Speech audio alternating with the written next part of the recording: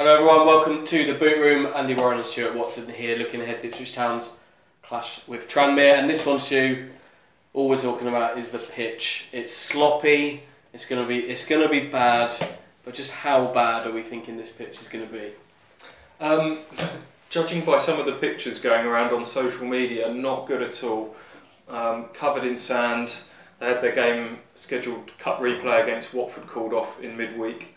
I think we're both surprised to be sat here Friday afternoon with the game being on as it stands.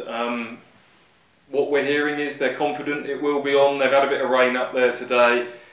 You better check your phones and the websites first thing tomorrow morning. There's 1,000 or so Ipswich fans heading up that way, but we're expecting it to be on. And if it is on, the pitch is not going to be good. Covered in sand. Lambert says it's going to cut up within a minute of kick-off.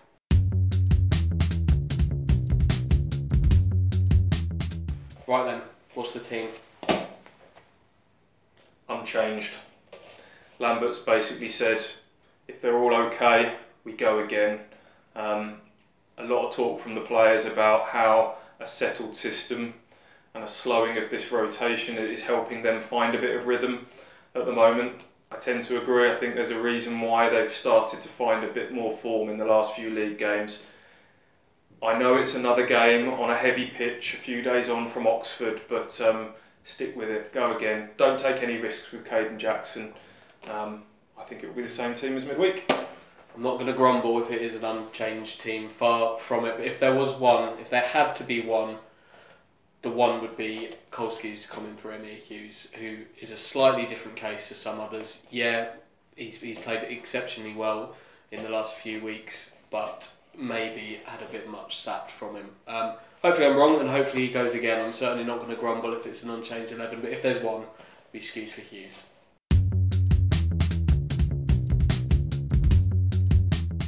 Tranmere very much in a relegation fight after back-to-back promotions.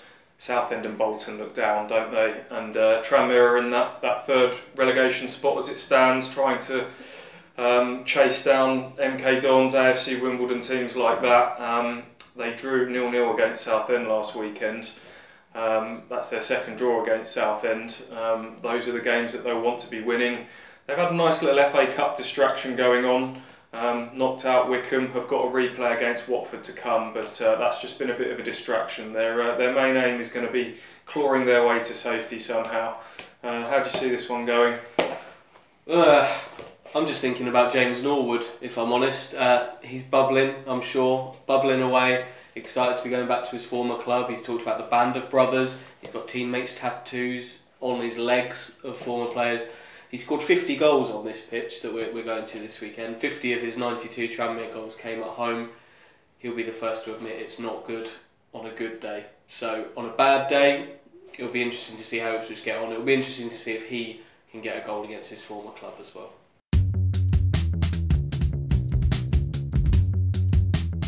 Right then, last, no means least, prediction. What are you saying? An Ipswich win. I think they'll have too much for Tranmere, but they've shown a bit of spirit in some of these cup comebacks. There will be no means pushovers. I think the pitch will be the leveller, as we always talk about, but Ipswich to find a way to grind out a 2-1 win. Just the 1-0 for me. And I do think that James Norwood's going to get it, but don't expect any kind of celebration though. He's already said those will be muted.